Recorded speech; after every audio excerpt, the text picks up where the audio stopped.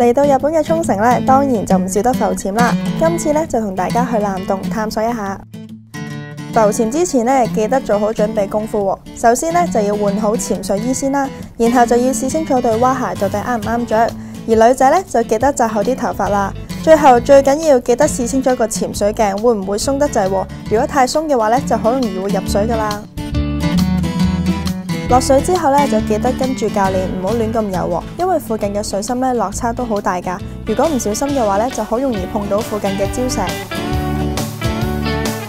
至於藍洞點解會被稱之為藍洞呢？其實咧藍洞入邊本身咧光線就唔係好充足嘅喎，所以一開始望嘅時候咧都會係漆黑一片。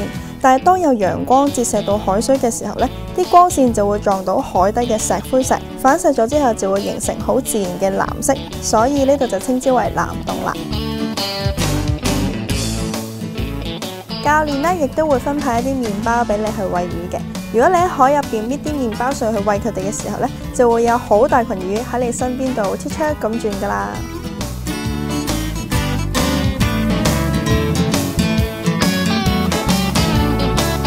好多浮潛公司咧都會提供唔同類型嘅潛水服務嘅喎，所以咧你要先選擇清楚，到底你係想玩浮潛啊，定係帶氧深潛？因為兩種潛水嘅設備咧都係有好大嘅分別㗎，所以咁多位去之前一定要做足準備同埋資料搜集啦。